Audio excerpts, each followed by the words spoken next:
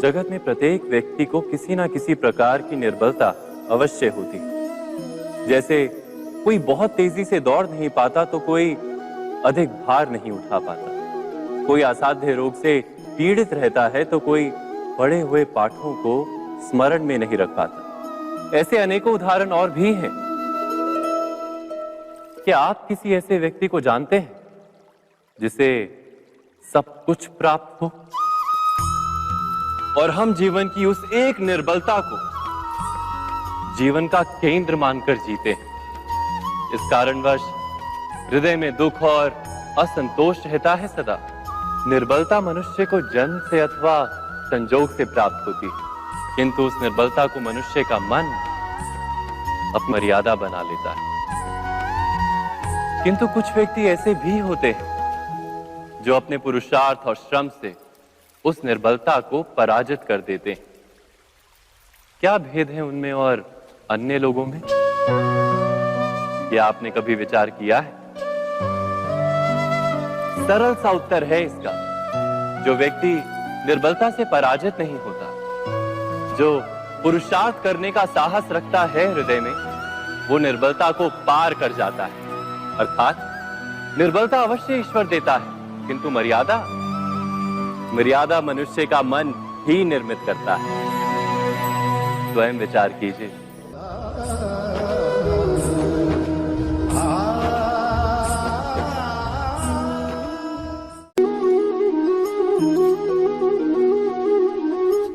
भविष्य का दूसरा नाम है संघर्ष। हृदय में आज इच्छा होती है और यदि पूर्ण नहीं हो पाती तो हृदय भविष्य की योजना बनाता है। भविष्य में इच्छा पूर्ण होगी ऐसी कल्पना करता रहता है, किंतु जीवन ना तो भविष्य में है ना अतीत में। जीवन तो इस क्षण का नाम, अर्थात इस क्षण का अनुभव ही जीवन का अनुभव। पर हम ये जानते हुए भी इतना सा सत्य समझ नहीं पाते। या तो हम बीते हुए समय के स्मरणों को घेर कर बैठे रहते हैं, या फिर आने वाले समय के लिए हम योजनाएं बनाते रहते हैं और जीवन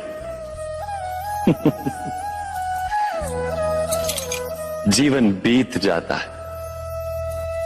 एक सत्य यदि हम हृदय में उतार लें कि ना हम भविष्य देख सकते हैं, ना ही भविष्य निर्मित कर सकते हैं, हम तो केवल धैर्य और साहस के साथ भविष्य को आलिंगन दे सकते हैं, स्वागत कर सकते हैं भविष्य का।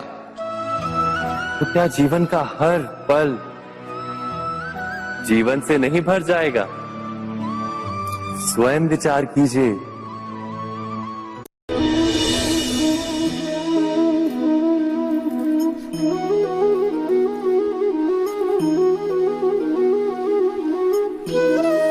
ज्ञान प्राप्ति सदा ही समर्पण से होती है, ये हम सब जानते हैं। किंतु समर्पण का वास्तविक महत्व क्या है? क्या हमने कभी विचार किया?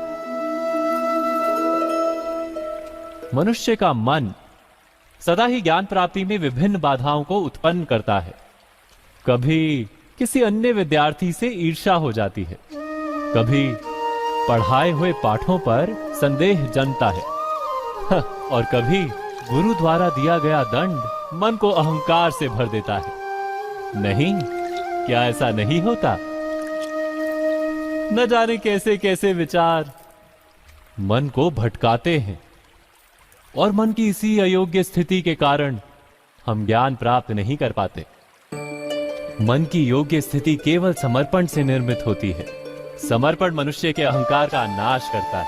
ईर्ष्या, महत्वाकांक्षा आदि भावनाओं को दूर कर हृदय को शांत करता है और मन को एकाग्र करता है। वास्तव में ईश्वर की सृष्टि में ना ज्ञान की मर्यादा है, ना ज्ञानियों की। गुरु दत्तात्रेय ने तो गाय और श्वान से भी ज्ञान प्राप्त कर लिया था।